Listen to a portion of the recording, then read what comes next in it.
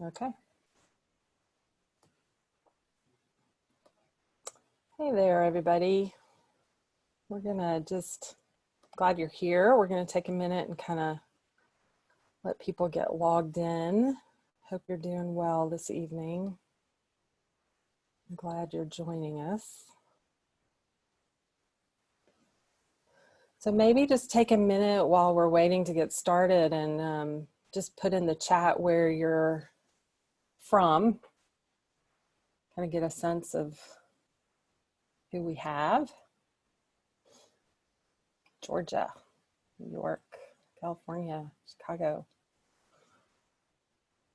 Canada, Brazil. Wow, nice.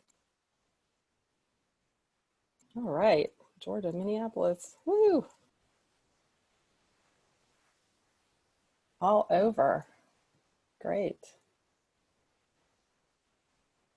Maryland, Ireland. Nice. New Orleans, New Jersey, Maine, Montreal, United Kingdom. Got people on all time zones, all different time zones.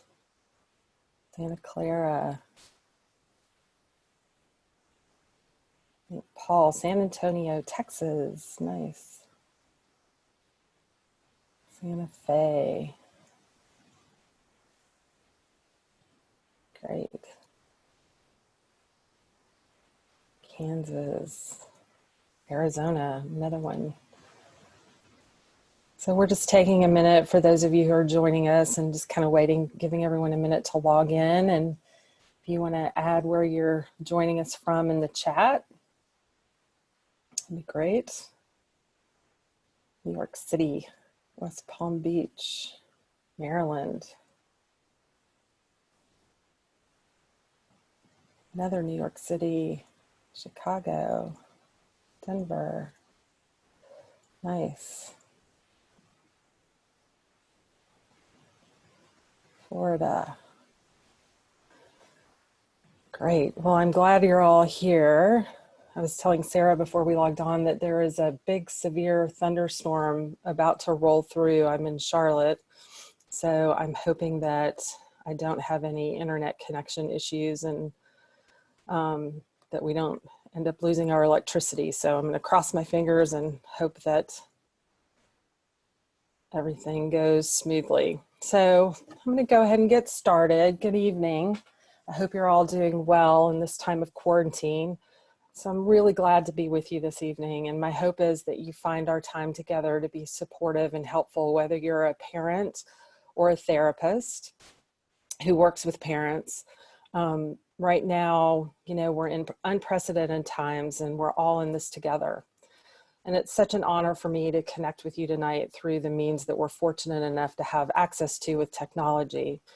And there's no doubt that we're all, as a collective, holding a lot of grief and a lot of sadness and just uncertainty.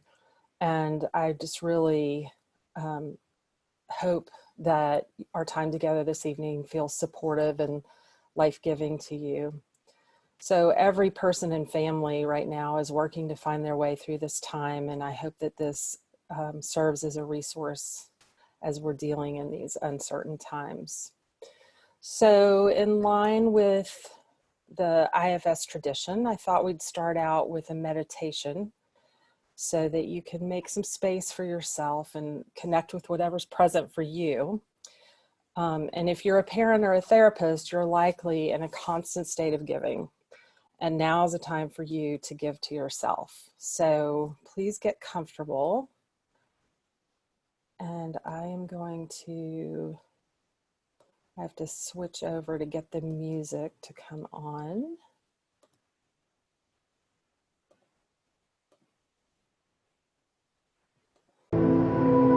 Just find a comfortable position.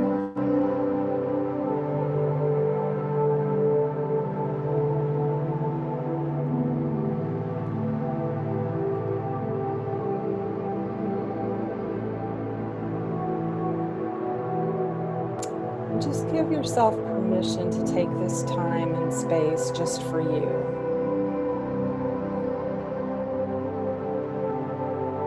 And if you feel comfortable, close your eyes. Maybe uncross your legs and arms so that you can feel the energy just flowing through your body.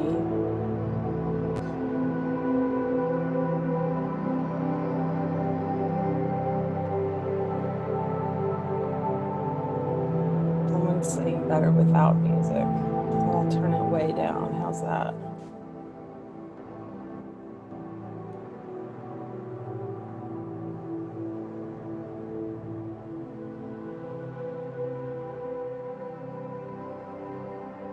Thanks for letting me know.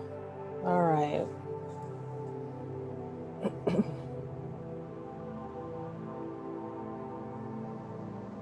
So as you breathe in, just begin to connect with your body and connect with your breath.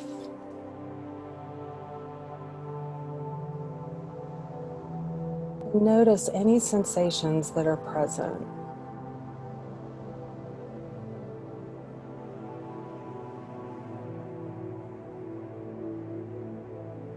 And starting at the top of your head and slowly moving down your body,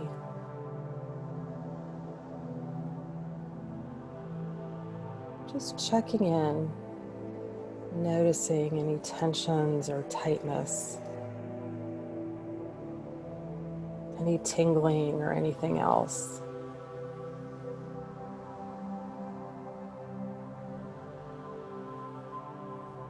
You might even feel a sense of nothingness or just a sense of relaxation. Just notice what is.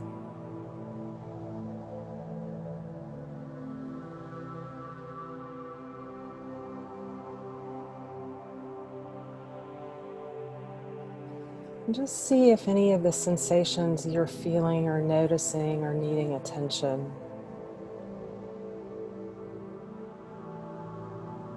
And ask them what they might need from you.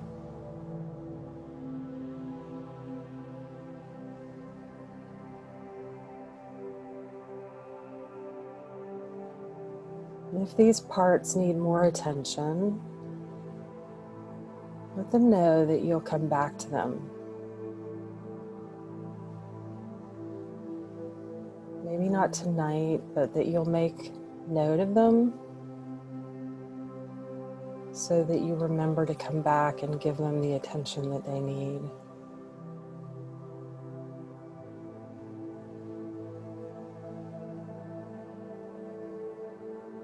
Just ask them for now if they'll just step back and give you some space.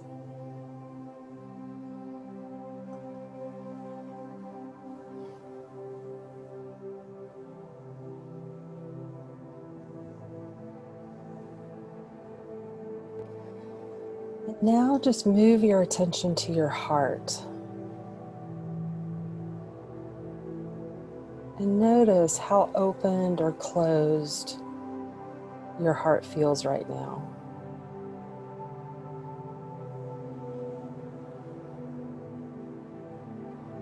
And as you're focusing on your heart, just notice the energy that is moving in or around it, and what it looks like and feels like.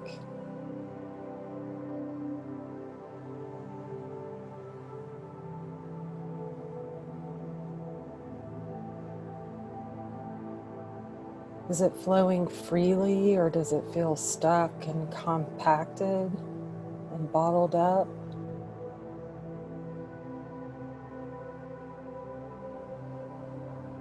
Does the energy have an image, a color, or a shape?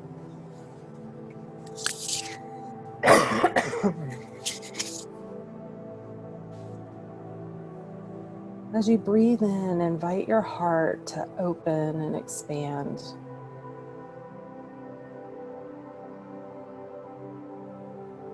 And And if there are parts that are distracting you or that don't want your heart to open, just see if they'll step aside to give you space, or if they're willing to go into a nice, comfortable room.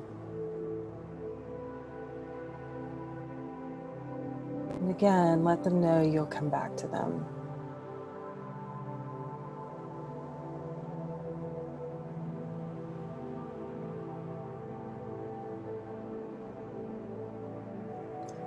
And as you return your focus to your heart center, with each breath, feel your energy begin to move and flow as your heart opens up a little more with each breath.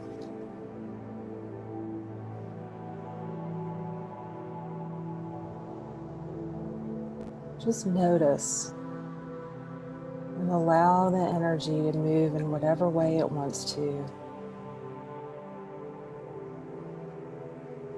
as you follow it and feel any sensations associated with it.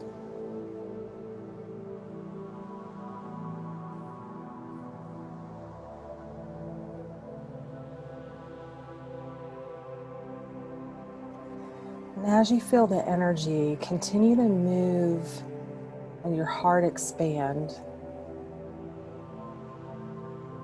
notice if it wants to move throughout your body.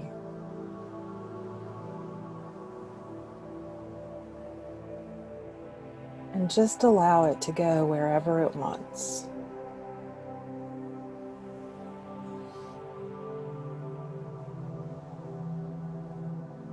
Notice if it has color or if there are images connected to it as it moves through your body.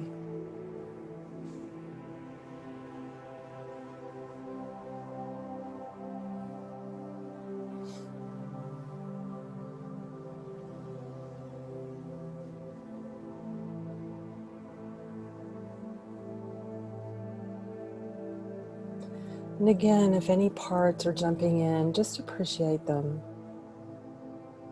And gently ask them to step aside and reassure them that you'll get back to them.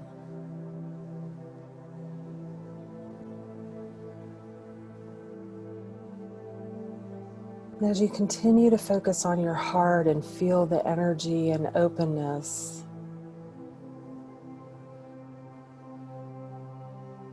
I want you to ask these questions.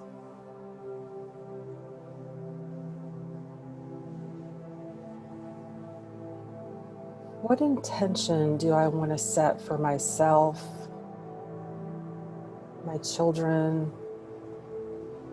and my family during this time?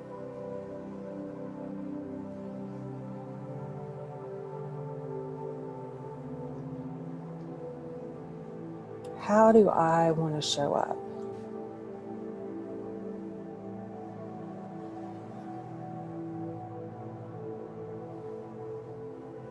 How do I want to be in relationship with myself,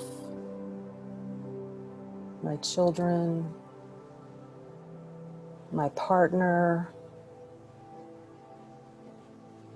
or anyone else in your circle?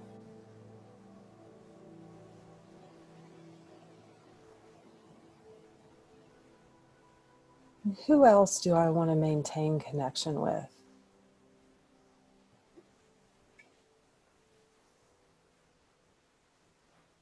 If you live alone, ask, how do I want to find connection and support for myself?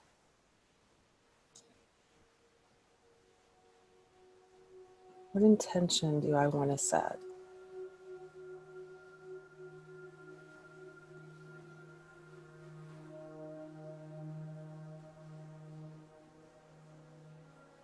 So I'm going to repeat those questions.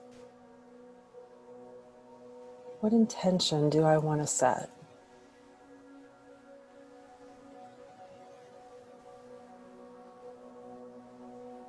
How do I want to be in relationship with myself, my children, and my family during this time?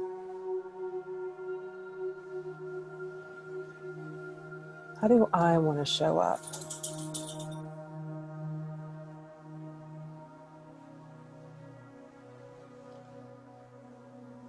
And what do I want the connection with myself, my children, my partner, or anyone else in my circle to look like?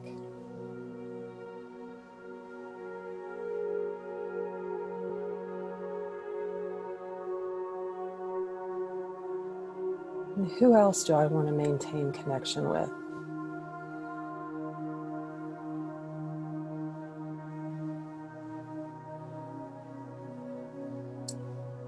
And if you live alone, ask, how do I want to find connection and support for myself during this time? What intention do I want to set?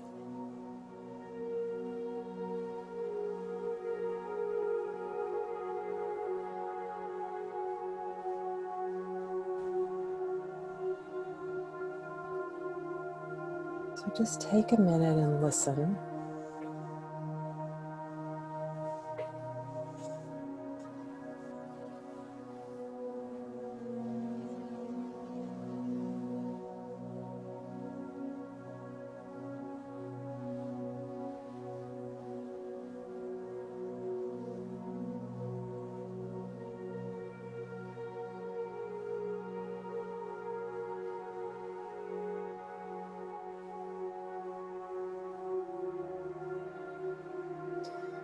And when you're ready, you can open your eyes.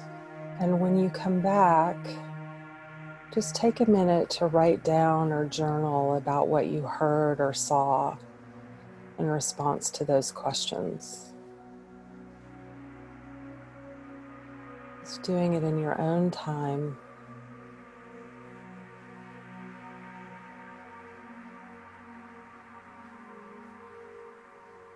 And also make sure to note any of the parts that stepped in that you asked to step aside.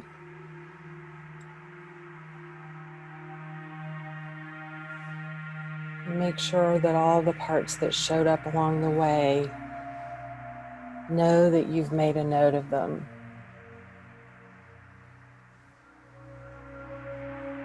And you'll come back to them at some point when you have the ability to give them more attention.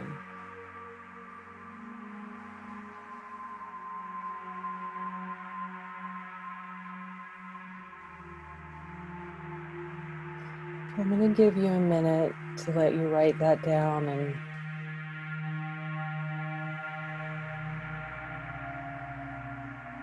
write down what you heard and note any parts that showed up on your journey.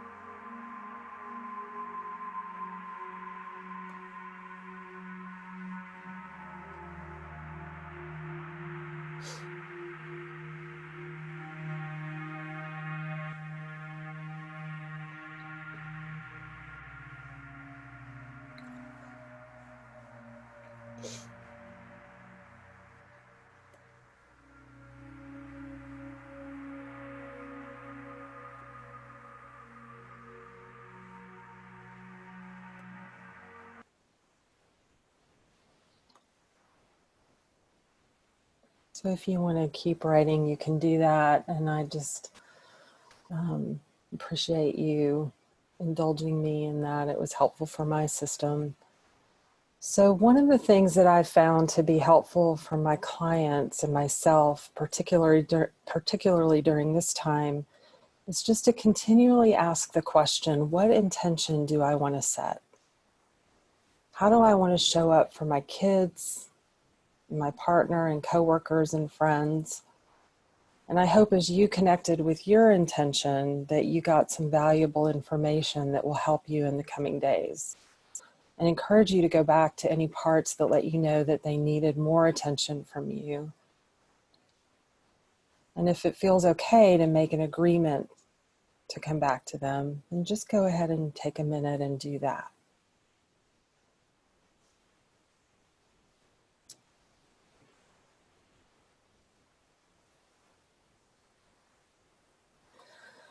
So as I was preparing for this talk, I started a couple weeks ago, and this past weekend sat down and just really started writing out what I wanted to share.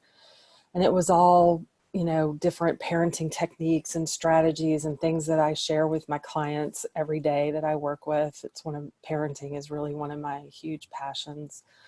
And it was all this really heady but great stuff. And last night I was going to send what I had done so far for a friend to read and give me feedback on.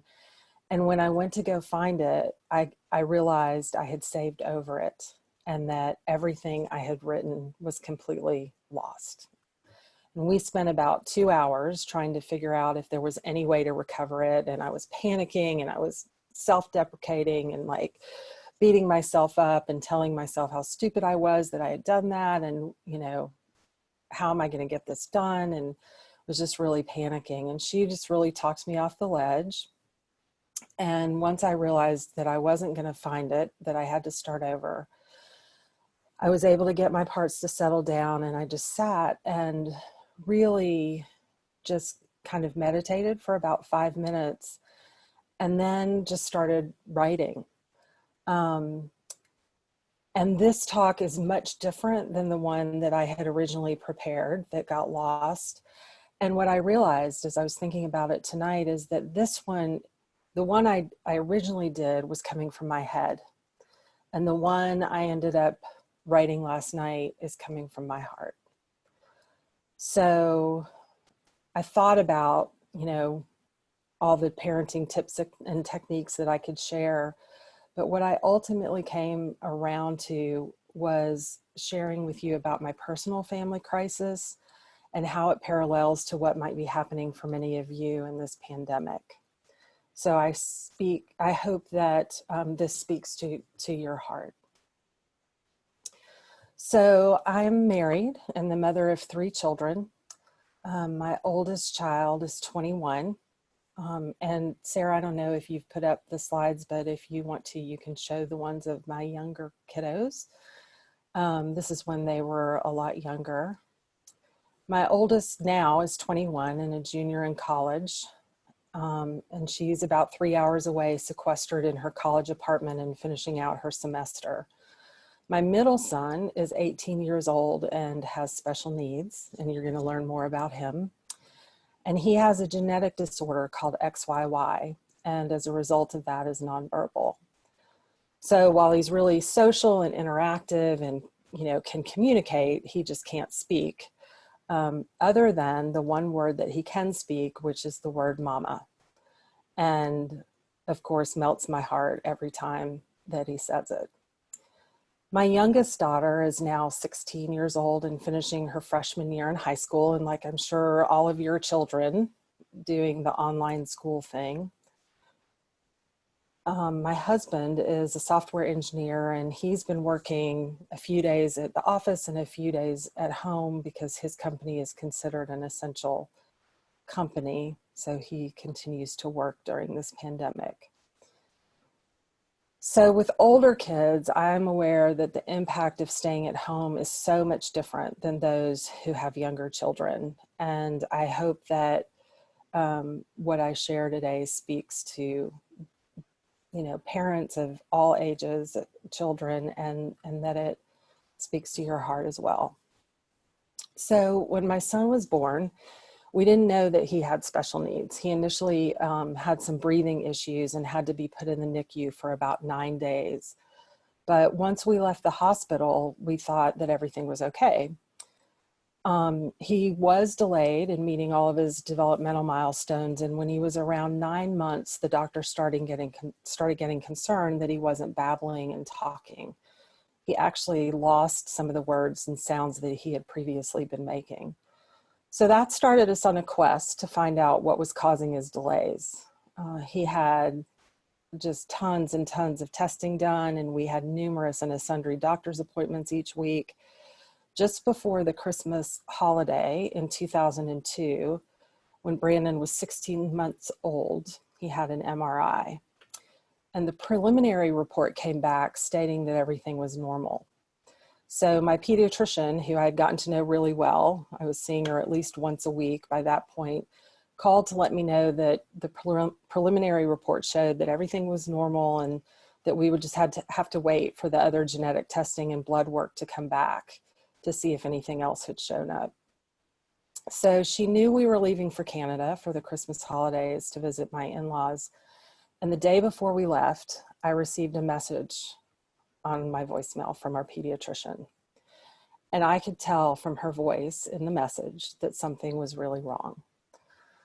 So I immediately called her back, and she let me know that when the full MRI report came back, the preliminary report had actually had the bottom cut off when it came through the fax machine. So she hadn't initially gotten the full picture. And what the full report stated was that Brandon's brain was demyelinating. And she started going into all the medical talk and explanation of what was going on. So I had no idea what all that meant. And she then explained, when I asked her for the bottom line, like, what does this mean? She explained that he likely wouldn't live past the age of 5 and that he had a degenerative brain disorder. So obviously we were in shock and devastated. And this was the first major crisis that I'd faced in my life, and it was a rough one. So we went ahead with our trip to Canada, and for almost 2 weeks, while the specialist FedExed his scans to various other specialists across the country, we just waited to get more information. And of course, as it would go, there were snowstorms that were causing delays in getting the scans delivered. So we sat and waited while believing that our son was dying. We received a phone call about 10 days later while still in Canada that the radiologist had misread the MRI and his myelination was actually delayed for his age, but that his brain wasn't demyelinating and that he did not have a fatal condition after all. So this was clearly the best news that we could have received, but as you can imagine, it was hard to trust anything that we were being told at that point. So I didn't really know how to feel. I just spent 10 days crying and grieving and letting the news that I was going to lose my child sink in, and now I was being told he was going to live. Navigating that roller coaster was not easy, and we faced many more medical and behavioral challenges down the road. So this was just the beginning. And this was all before I had been introduced to IFS. And as I mentioned earlier, he's now 18 years old. He's healthy and happy and has a great sense of humor. And just as a side note, he finds really creative ways to make us laugh. Like when he was little, he would often put his underwear on his head and come downstairs to show us, or grab one of his sister's hats or one of her princess crowns and put it on his head, and just loves being a jokester. And he just brings us a tremendous amount of joy. So I share this story because this pandemic has triggered parts of me that feel reminiscent to that time and hold fear around the possibility of illness and death. And I have strong mama bear parts that want to protect my children, that currently at times feels totally helpless and out of control in the midst of this pandemic. And I'm guessing that many of you and the clients that you work with can relate. I have parts that can take me on a wild ride of what ifs and what coulds, and have the potential to keep me in a place of constant fear. That was just a little electric glitch, so hopefully we'll be okay.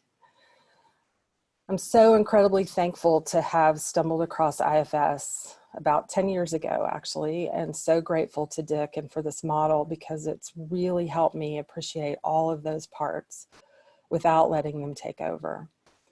I give them space and then explore what it is that they need me to know and what they're protecting, so that I don't have to live in a constant state of fear and trepidation. And that's what this model does for us and helps us do for our clients. As parents, it's our responsibility to protect and care for our children. And when something feels out of control, it's really scary. For years, when my son was little, I felt like my world was out of control. There were a lot of unknowns. We didn't know if he'd ever talk. We didn't know if he'd ever walk, if he'd be developmentally delayed, if he'd be able to learn. We had absolutely no idea what the future had in store for him. We had to take it day by day, and the unknown was the hardest part. Right now, we're living in a time with a lot of unknowns, and we don't know how long it will be before life returns to some semblance of normalcy. The fear of getting the virus is present for everyone, and we are all doing the best that we can to keep ourselves and our children safe. When we are in the midst of a crisis, it's natural for our parts to focus on survival. And oftentimes it's not until the dust settles in the aftermath that we're really able to connect with ourselves and with the emotions that we didn't allow ourselves to feel in the midst of the crisis, or couldn't because we had to survive. And those parts became suppressed or locked away. Many parents believe that they can't let their feelings show because it would scare their children. So these parts that hold extreme emotions, fears, and beliefs get sequestered and exiled away. It took us over a year to get Brandon's diagnosis, and even then we had no idea what it meant for his future. We were told that out of all the different genetic conditions to have, that this was one of the best ones. We weren't really sure what that meant. But little was known about XYY back then, which is the genetic disorder he has. And they really believed that he would develop normally, but likely just at a delayed rate. Most XYY boys that they knew about at the time often would have speech delay and learning disabilities, but they really lived normal, happy lives, according to the geneticist. So we walked out of that appointment more confused than ever before, not really knowing how we should feel, and having no idea what the future held for Brandon or for us as his parents. Once we found out Brandon was going to live, what I did do was make a commitment to do everything within my power to make his life the best it could possibly be. And I committed myself to making sure that he was able to live up to his full potential. So I spent many, many years taking him to countless appointments, to physical therapy, occupational therapy, speech therapy, all kinds of specialists and geneticists and doctors, and just holding down the hope that he would talk and walk and function normally. He did finally start walking when he was around 2.5 years old, but the language wasn't coming. We traveled the world to see specialists holding out hope that someone would know how to unlock his speech so that he would be able to communicate. But it never came. And once the dust settled and I came out of probably about a 2-year fog, the grief came. And it came like a tsunami. All of the fear, the sadness, the isolation that I felt while managing his care, it just hit me all at once. What I didn't mention is that I was pregnant with Brandon when we moved to Charlotte, so we didn't really know anyone here, and my support system was all back in Texas. So as I walked through this journey with only my husband for support, who was dealing with his grief in his own way, the grief just absolutely consumed me. I couldn't stand in a grocery store and see a normal family without just bursting into tears. My marriage was struggling, and my oldest daughter was not getting a mother who was fully present for her. And life was really hard. But I had some wicked protectors that helped me put on a smile at least most days and forge ahead, putting one foot in front of the other, because as parents, that's what we do. It's what we have to do. It's how we survive. So I share this story because I think the crisis I experienced with Brandon provided a lot of insight and lessons that are informing me and helping me through this present day crisis and support other parents. And it is a crisis that we are all living through. I never would have admitted back then when I was in crisis, I never would have admitted back then that what I was living through was a crisis, but I was, and we are. I first had to inform my parts that the crisis of today is not the same as the crisis back then, and that I have more access to my inner knowing and resources than I did back then.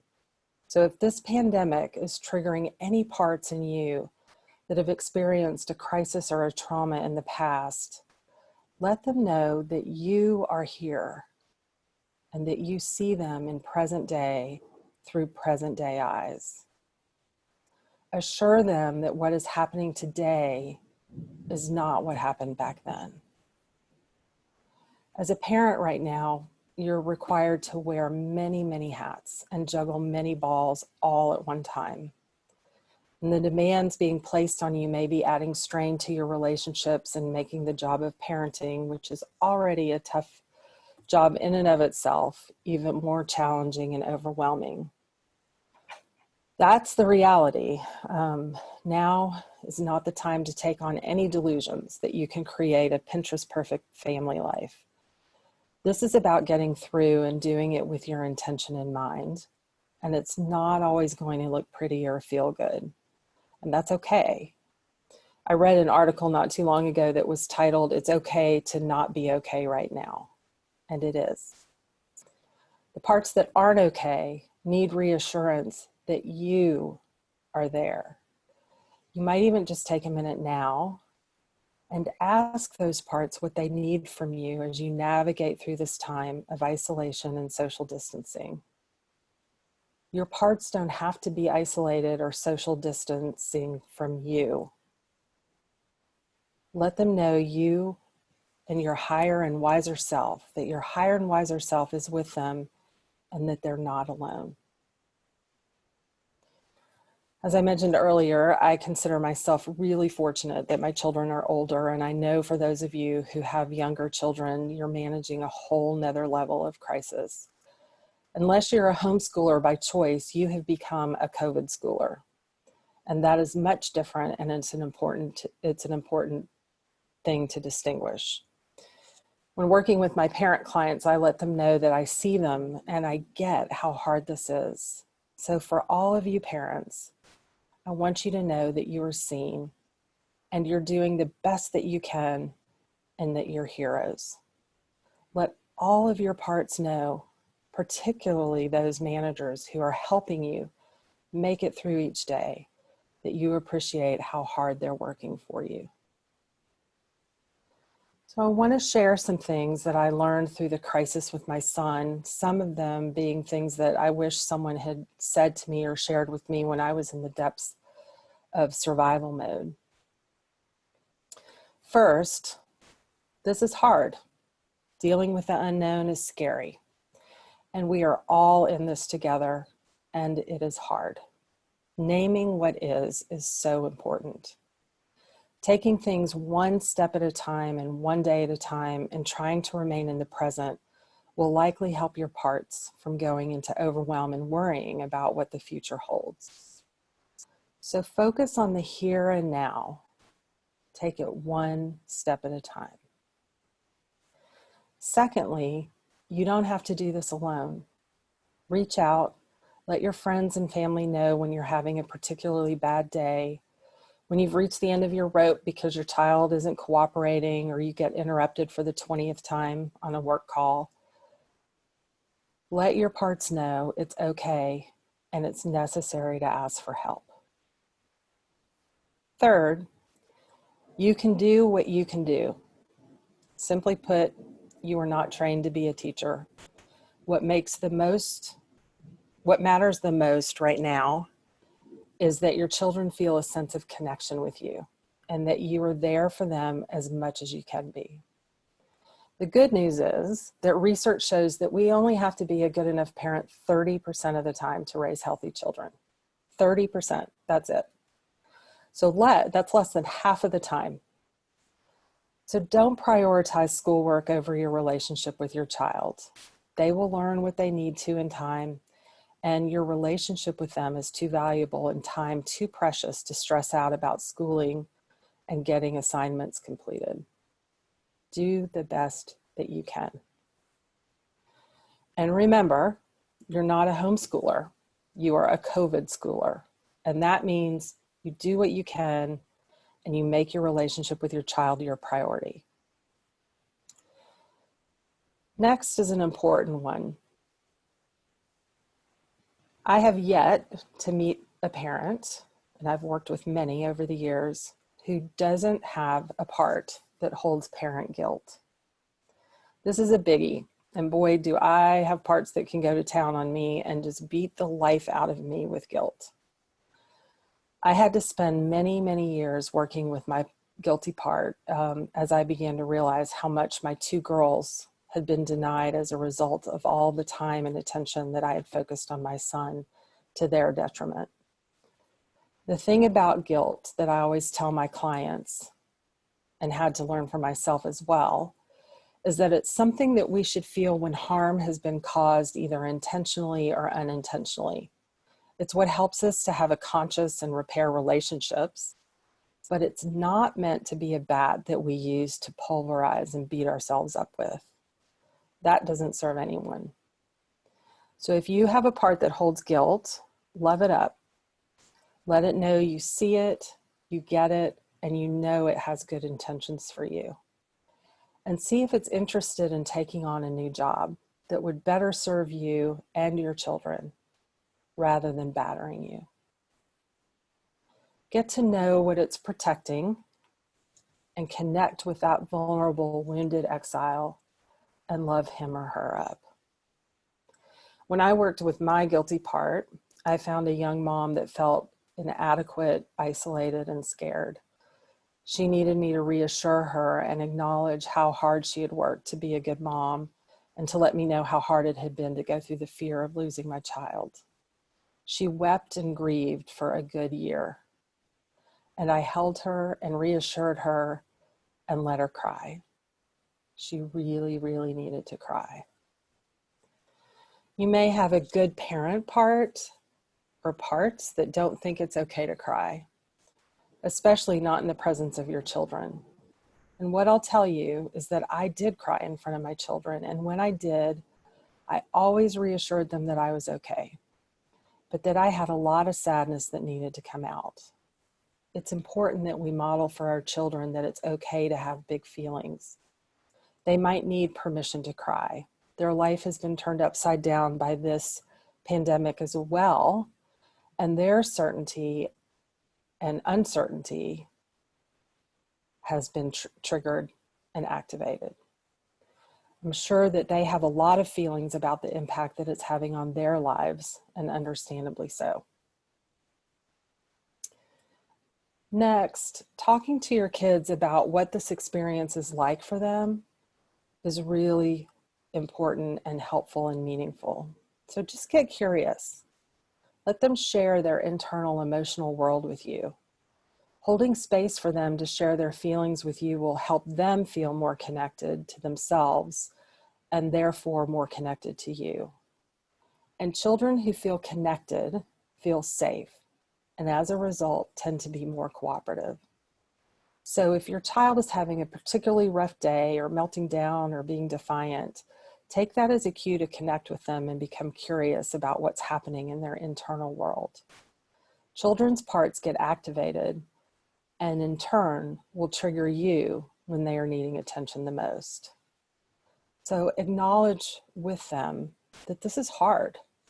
And all of the adults are doing their best to keep everyone healthy and safe, and it makes perfect sense that they may be struggling. Ask them what they may need from you and what those parts that are having a hard time may need from them to help them feel better.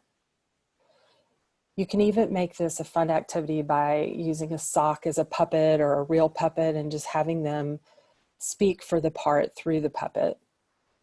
And let the part or the puppet tell you what they want you to know about themselves. You can also use art activities and have them draw what their feelings side look like, put them down on paper, and help them get to know the parts of themselves they represented on paper. So getting to know your child's inner world and helping them get to know it as well can be done in a fun and lighthearted way and leaves them feeling seen and understood, which translates into feeling loved, connected, and safe. So Sarah, you can put up the picture of the drawing. So I sat down with my 16-year-old and she gave me permission to share this and just asked her to kind of draw an outline of her body and then to, I don't know if it's coming up on the screen. Oh, there it is. Okay. And just asked her to just kind of identify the different parts that were coming up for her in this time of the coronavirus and this shutdown. And we just had a really lovely talk about, you know, what was coming up and what her parts were telling her. So I just asked her, so what is this lonely part saying to you? And we, really talked about it. And then I just had her ask the loneliness what it might need, what might help. And she came up with these just great things, like to call my friends and maybe just have them on FaceTime, even though we're not talking, just to know that they're there, or to come and snuggle with you, or to watch a movie with you. Or so she, really connected with her parts and was able to get some really great feedback from them in terms of kind of what she needed, what her sadness needed to get her through this time. And you can go to the next slide, Sarah.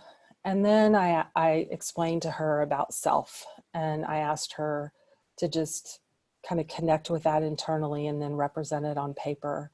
And this is what she drew, which I thought was lovely. Okay, you can leave that or we can move on. All right. So the other thing about, talking to our children about this is that you can also share with them what it's been like for you. So in a developmentally appropriate way, you don't want to scare your child or instill fear around the virus, of course, but just to let them know how your parts are dealing with this quarantine and social distancing. It helps for them to know that you're human too. So always reassure them that as an adult, you have lots of support and friends and other adults that you can talk to about your big feelings so they don't take on the responsibility of trying to care for you. You want them to know their job is to be a kid, and that as the adult, you're listening to the doctor so that you know what is best for them, so you know how to best care for them. Throughout my crisis with my son, one thing I lacked, and I've had to learn for myself, is that when I wasn't able to give to my children that which I didn't possess or couldn't give to myself. So let me say that again, because this is a really important one. That I wasn't able to give to my children that which I didn't possess or couldn't give to myself. I had to learn self-compassion in order to extend and hold compassion for my children or anyone else in my life for that matter. I had to work with my parts, and as more compassion came on board, my managers were able to relax and not work so hard, and some were able to take on new and more productive roles in my life. One of my parts actually decided that it wanted me to learn to watercolor, and I took a class for a couple of years, and it was just so incredibly therapeutic. And recently, in the midst of this pandemic, that same part has let me know that I need to get back to my painting and watch some YouTube lessons so that I can continue to learn and continue my painting. That felt like life-giving to my system, and we all need to find that which feels life-giving right now. So think about what would feel fulfilling for you and set the intention to make space for it. It will ultimately make you a more confident and connected parent. During a crisis, self-care isn't a luxury, it's a necessity. We can't give to our children when our tank is running on empty. I had to learn this one the hard way. That seems to be how I have to learn most of my lessons. So my part that believed I had to soldier on created a polarity that led to another part taking me out.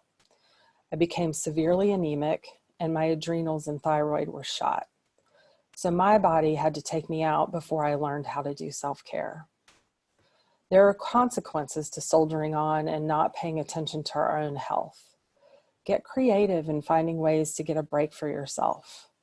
I actually have a family that I work with who made a bubble pact with another family where they all agreed that they would all be in the safety bubble together. So they made an agreement that they wouldn't go anywhere else but the grocery store. And when they did, they would wear gloves and a mask and, all the protective gear, and that they would only allow their children to play with each other. So they take turns having play dates at each other's houses so the other parents can get some respite. So it might require some creativity, but find ways to refill your tank. The other thing that I have found so important during this time is to make time for humor and play. Have a dance party, turn on the music and just dance with your kids. They love this, and it's a great way to release built up tension and stress while connecting and having fun. So find ways to play as a family. Those are the memories your child will hold on to. Finally, you are not alone. Not only do you have an internal resource that holds everything you need, but you have friends, family, and a large community that cares and wants to support you. So I want to offer a way for you to be able to stay connected and receive support. And to feel this connection,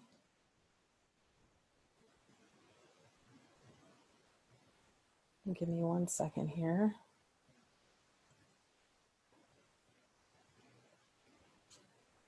Sorry, my computer just did a little glitchy thing.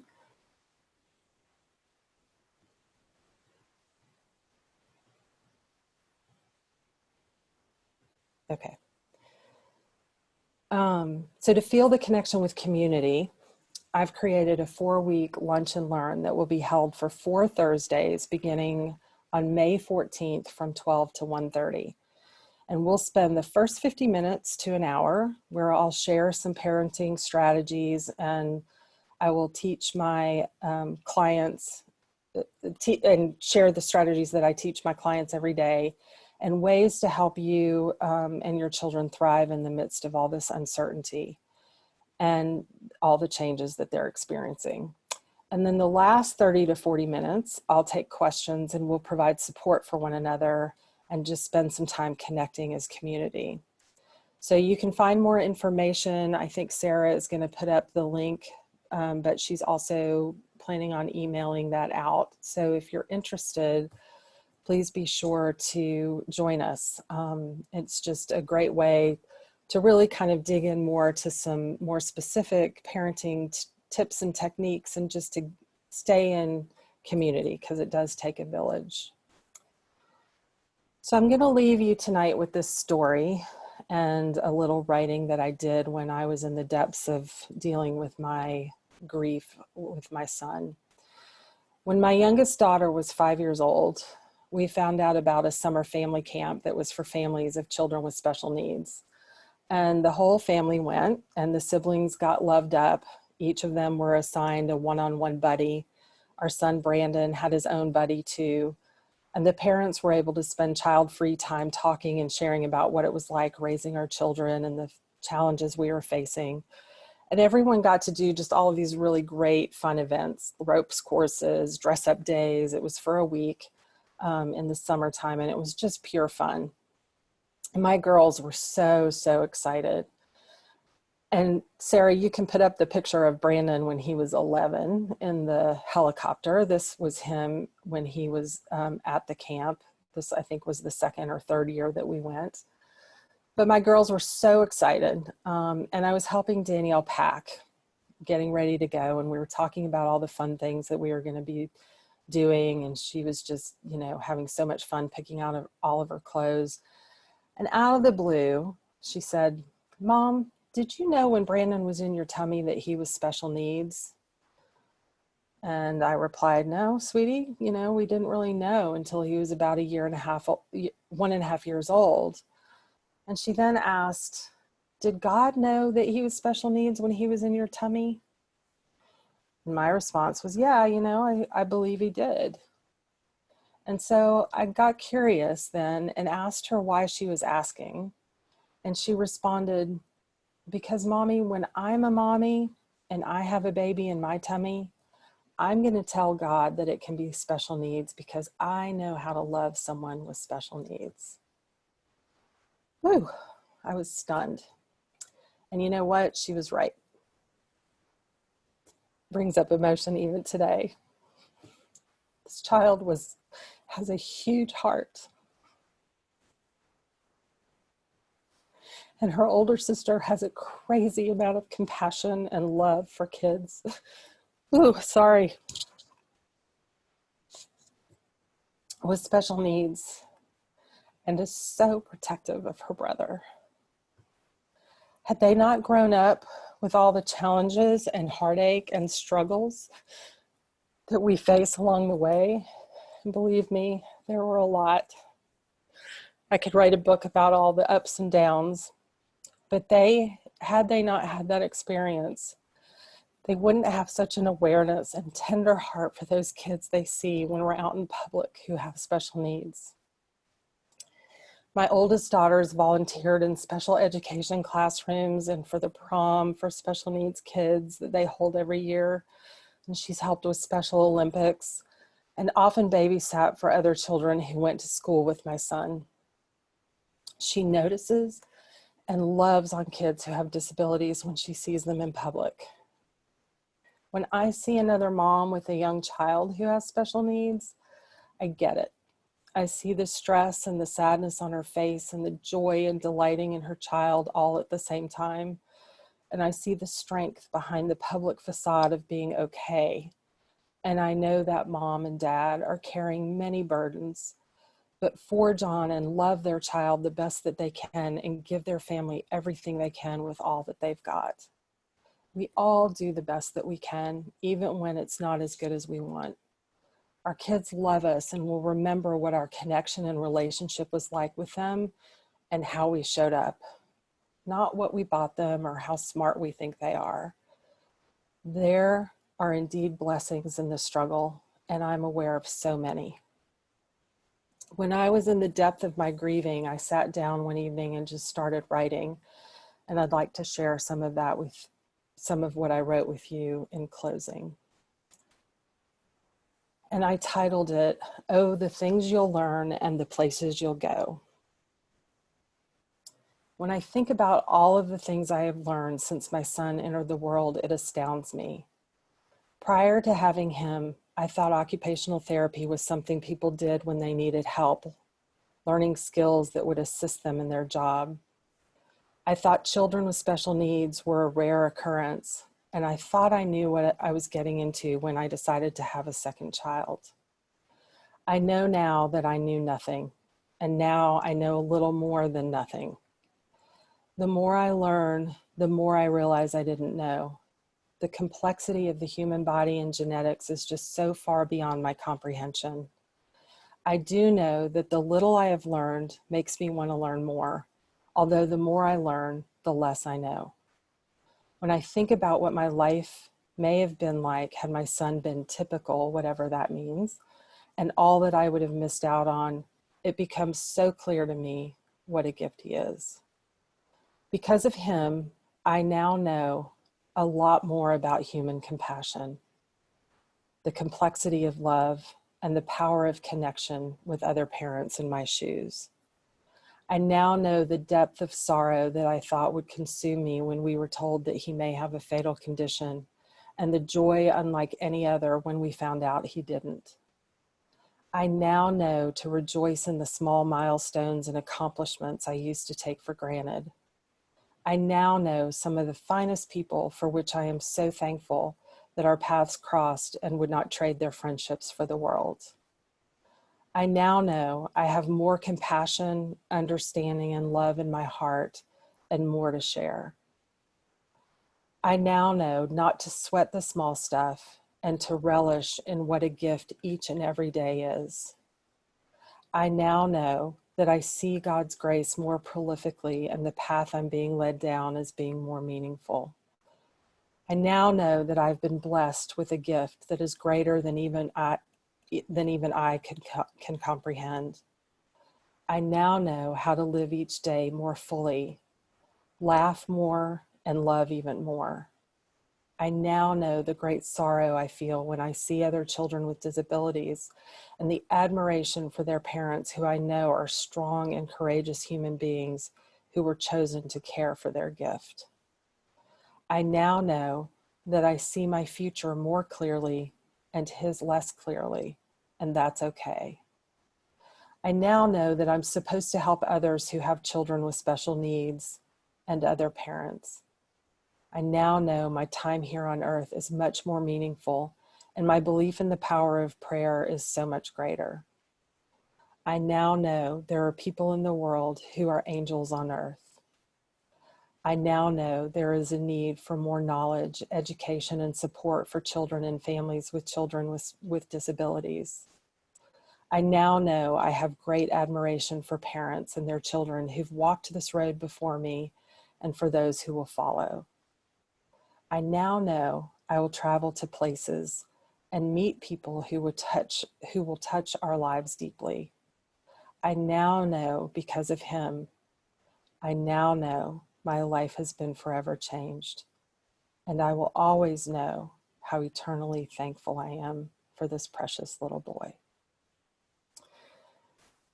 I hope that this evening and this hour together filled you and gave you some things to think about and to be able to see the blessings in the midst of the challenges and difficulties.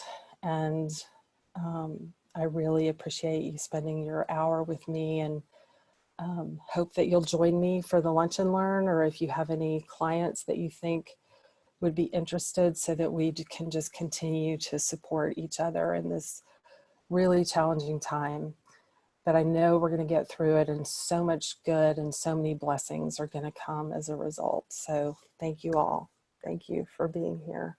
And I appreciate your time.